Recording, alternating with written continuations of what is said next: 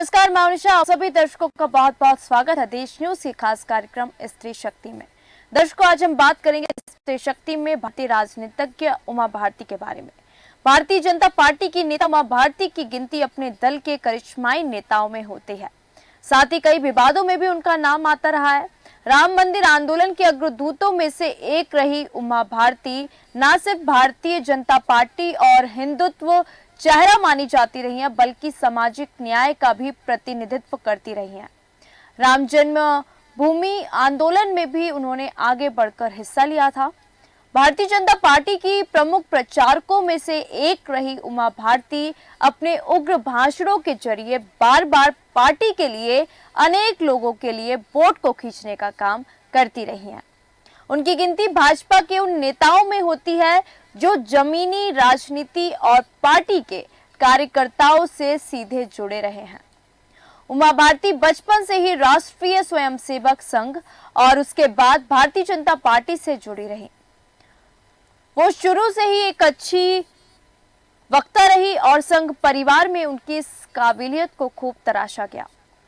उमा भारती ने एक जगह कहा था कि उन्हें बात की अनुमति नहीं दी गई कि वो सन्यास को छोड़े और शादी करे। एक समय भाजपा और राष्ट्रीय स्वयंसेवक संघ के प्रभावशाली नेता माने जाने वाले गोविंदाचार्य और उनके क्या संबंध थे, इसे लेकर भी काफी चर्चा हो रही थी। मध्य प्रदेश में सत्ताधारी कांग्रेस सरकार को बेदखल करने का श्रेय भी उमा भारती को ही जाता है। साल 2003 के चुनावों में भारी जीत हासिल करने वाली भारतीय जनता पार्टी की ओर से उमा भारती मध्य प्रदेश की मुख्यमंत्री बनाई गई। उमा भारती को 2004 में पार्टी से निलंबित कर दिया गया था। पार्टी की एक बैठक के दौरान उन्होंने आडवाणी के भाषण के बीच में उन्हें टोका था और फिर नाराज होकर बैठक से वॉकआउट किया था। आडवाणी के खिलाफ उनकी बयानबाजी को देखते हुए भाजपा ने उमा भारती को पार्टी से निलंबित कर दिया था। हालांकि जल्द ही वर्ष 2005 में उनकी पार्टी में वापसी हो गई थी। बाद में उसी साल शिवराज सिंह चौहान को मध्य प्रदेश का मुख्यमंत्री बनाने का विरोध करने पर उमा भारती को पार्टी से निकाल दिया गया। उन्हें मदन लाल खुराना और संघप्रिय गौतम जैसे पार्टी के कई वरिष्ठ नेताओं की सहानुभूति प्राप्त थी, लेकिन इसका उन्हें कोई फायदा नहीं हुआ। उन्हें भारतीय जनशक्ति पार्टी के नाम से अपना खुद का राजनीतिक दल बनाया, लेकिन चुनावी मैदान में उन्हें कोई अधिक कामयाबी नहीं मिली, उन्हें अधिक कामयाबी हासिल नहीं हुई। राष्ट्रीय स्वयंसेवक का एक वर्ग और कुछ भाजपा नेता उनकी भाजपा में वापसी के लिए प्रयास करते रहे, लेकिन ना तो खुद उमा भारती ने और ना ही पार्टी में उनके आलोचकों ने इन पर खास ध्यान दिया। जुलाई 2007 में उन्होंने सेतु समुद्रम परियोजना को लेकर एक हफ्ते का अनशन किया। उनका मानना है कि इस सेतु को बचाया जाना चाहिए। बहरहाल जून 2011 में उनकी भाजपा में वापसी हुई और उन्हें उत्तर प्रदेश में 2012 के विधानसभा चुनावों के दौरान पार्टी में नई जान फूंकने की जिम्मेदारी भी दे दी गई। उत्तर प्रदेश विधानसभा चुनाव के दौरान भाजपा को कोई बड़ी कामयाबी नहीं मिली।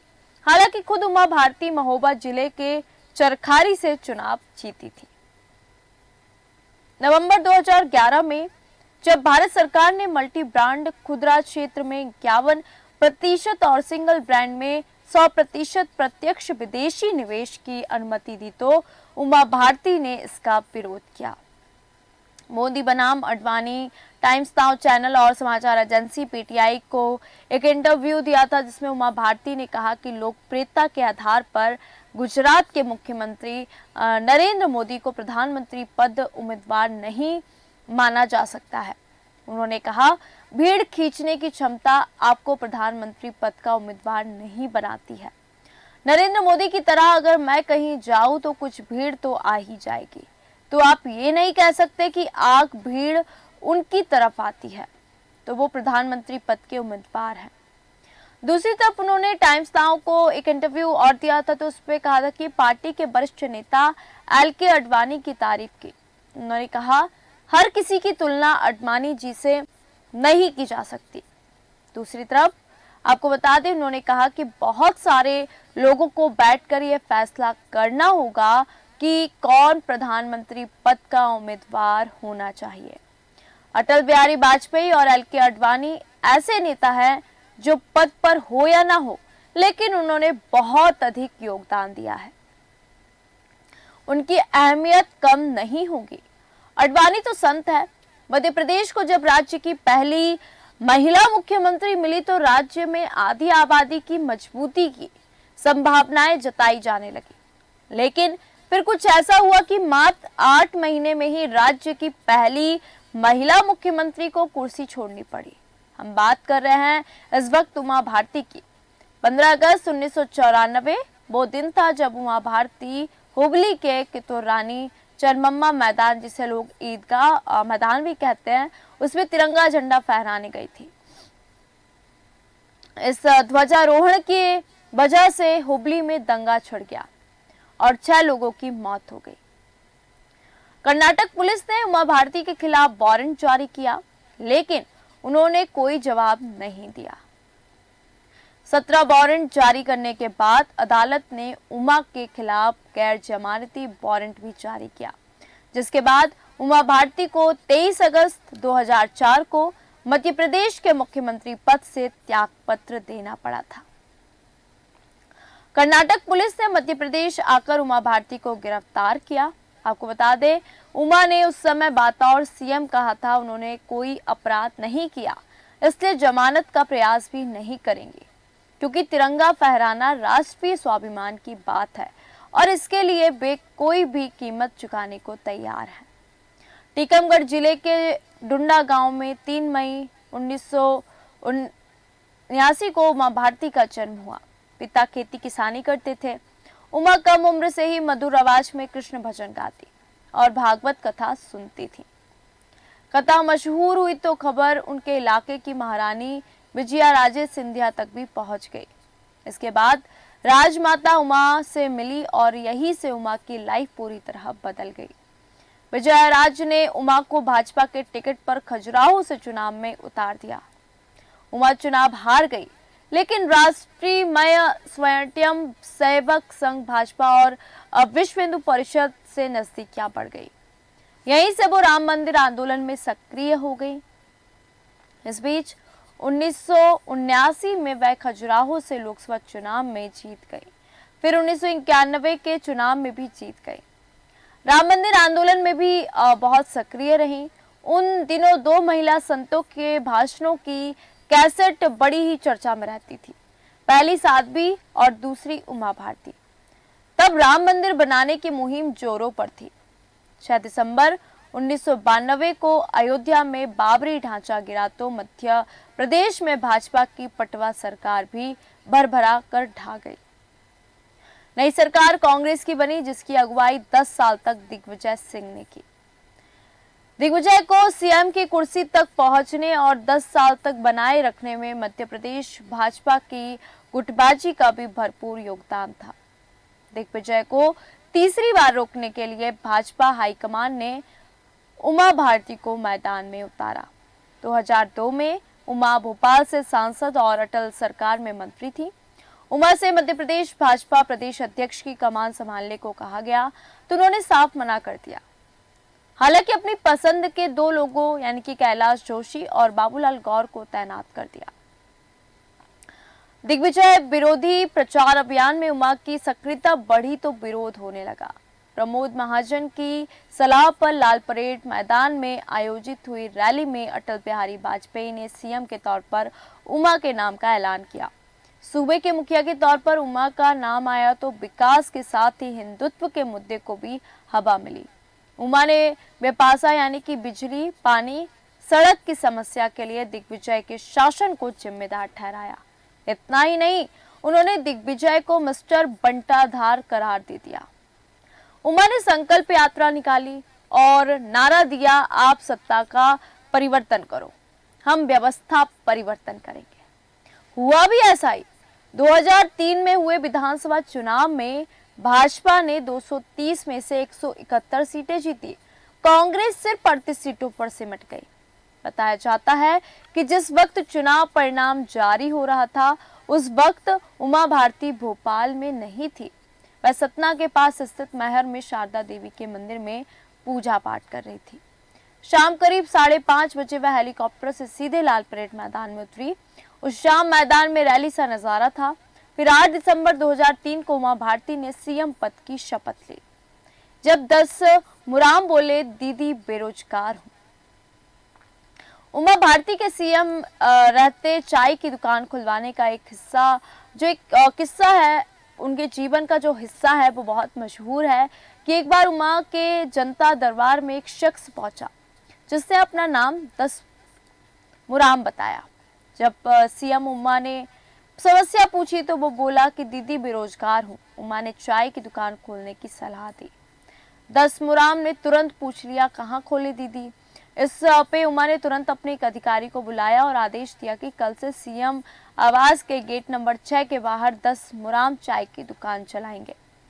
राज्य में बेरोजगारी का आलम इस कदर था कि जनता दरबार में हजारों की संख्या में लोग नौकरी मांगने पहुंच गए। सबकी किस्मत 10 मुराद जैसी नहीं थी। ऐसे में उमा को जनता दरबार बंद करना पड़ा। आपको बता दें, 1 मई 2004 को उस वक्त मध्य प्रदेश के राज्यपाल राम प्रकाश गुप्ता का निधन हो गया। 30 जून को डॉक्टर बलराम जाखड़ नए राज्यपाल बने। उसी दिन भोपाल के रविंद्र भवन में एक किताब का विमोचन था। कार्यक्रम में देश के पूर्व प्रधानमंत्री चंद्रशेखर, भाजपा प्रदेश अध्यक्ष कैलाश जोशी, संगठन मंत्री कप्तान सिंह और गोविंदाचार्य बैठे थे। तभी एकाएक उमा मंच पर पहुंची और अपने व गोविंदाचार्य के निजी संबंधों पर बोलने लगी। उमा भारती ने कहा कि 1991 के लोकसभा चुनाव के बाद गोविंदाचार्य ने मुझसे विवाह करने की इच्छा प्रकट की थी, पर यह बात जैसे ही मेरे भाई स्वामी रोधी को पता चली, उन्होंने तत्काल प्रस्ताव को खारिज कर दिया। 1 साल बाद 17 नवंबर 1992 को मैंने संन्यास ले लिया। उमा के इस बयान के बाद हॉल में एक असहज चुप्पी छा गई। संघ को भी इनका बड़बोलापन रास नहीं आया। उन दिनों 2 घटनाएं ऐसी हुई जिनके कारण उमा भारती को 8 महीने में कुर्सी छोड़नी पड़ी। 2004 में हुए लोकसभा चुनाव में कांग्रेस जीत गई और अटल सरकार चली गई। पदविहीन अरुण जेटली, प्रमोद महाजन, सुषमा स्वराज और वेंकैया नायडू समेत तमाम बड़े नेताओं की नजर मध्य प्रदेश पर आ गई। ये सभी उमा भारती के समकालीन थे और प्रतिद्वंदी भी थे। इसी दौरान उमा भारती के नाम पद दर्ज हुआ और 10 साल पुराने एक मामले में गैर जमानती वारंट जारी हुआ। 1994 में कर्नाटक के हुबली के एक विवादित ईदगाह में उमा भारती ने तिरंगा लहराया था। अधिकारियों की लापरवाही के चलते उमा भारती को जेल भी जाना पड़ा। उमा ने सीएम बनते ही एक डीआईजी को नियुक्त किया था, लेकिन पुलिस अधिकारी हुबली जाने के बजाय 3 घंटे की दूरी पर गोवा में रुके हुए थे। अब नतीजा ये निकला कि हुबली की अदालत ने उमा भारती के खिलाफ गैर जमानती का वारंट भी जारी कर दिया। अब सवाल ये था कि मुख्यमंत्री के तौर पर उमा भारती गिरफ्तारी कैसे थे। इसको लेकर उधेड़बनु मची हुई थी। आखिरकार 23 अगस्त 2004 को उमा भारती को इस्तीफा देना पड़ा। उनके साथ ही 24 मंत्रियों ने भी इस्तीफा दे दिया। राजनीति के जानकार कहते हैं कि उमा ने यह फैसला इसलिए लिया था कि तिरंगे के नाम पर कुर्बानी उन्हें और बड़ा नेता बना देगी, पर यह उनके जीवन की शायद सबसे बड़ी राजनीतिक गलती थी। 21 देवी देवताओं के सामने जब गंगा जल से शपथ ली थी, आपको बता दें कि जब उमा भारती ने इस्तीफा दिया तो उनके बदले मुख्यमंत्री पद के लिए पार्टी की पसंद शिवराज सिंह थे, लेकिन उमा ने अपने सबसे भरोसेमंद बाबूलाल गौर को सीएम बनाया। उमा को लगा था कि जब वे जेल से छूटकर आएंगे तो गौर पद छोड़ देंगे। सीएम पद की शपथ दिलाने से पहले उमा भारती ने सीएम हाउस में बने 21 देवी देवताओं के मंदिर में बाबूलाल गौर को गंगा जल हाथ में लेकर शपथ दिलाई कि जब वो कहेंगी तब गौर इस्तीफा दे देंगे। हालांकि जब उमा ने कहा तब गौर ने इस्तीफा नहीं दिया और हालात ऐसे बने कि भाजपा ने उमा भारती को ही पार्टी से निष्कासित कर दिया। बाबूलाल गौर करीब 16 महीने तक सीएम पद पर रहे। जब शिवराज के सीएम बनने की बारी आई और उमा भारती ने बाबूलाल गौर को इस्तीफा देने से मना किया, तब बाबूलाल गौर ने कहा, आपने मुझे जब आप कहे तब इस्तीफा देने की कसम दिलाई थी, इस बात की नहीं कि मैं इस्तीफा कब नहीं दे सकता। तो आज के खास कार्यक्रम स्त्री शक्ति में हमने आपको बताया कि उमा भारती का राजनीतिक सफर कैसा रहा। राम मंदिर आंदोलन में वो हमेशा से सक्रिय रही और जैसे कि वो दिग्विजय को उन्होंने मिस्टर बंटाधार नाम दिया और 10 मुराम की लाइफ कैसे बदल गई और उन्होंने मंच से बताया था कि वो किससे शादी करना चाहती थी और मध्य प्रदेश की पहली महिला मुख्यमंत्री जो केवल 8 महीने के लिए मुख्यमंत्री बनी थी और आखिरकार उनको क्यों कुर्सी छोड़नी पड़ी थी, ये जो कहानी है इसके पीछे की आज के खास कार्यक्रम स्त्री शक्ति में हमने बताया। तो दोस्तों, भारतीय स्त्री शक्ति में हम आपको बता दें कि उमा भारती का नाम बेहतरीन महिला राजनीतिज्ञ में आता है। राजनीति में वो बड़ी कुशल मानी जाती है। तो आज ये खास कार्यक्रम स्त्री शक्ति में हमने जाना उमा भारती के बारे में। स्त्री शक्ति के इस खास कार्यक्रम में फिलहाल इतना ही। मुझे दीजिए इजाजत। नमस्कार।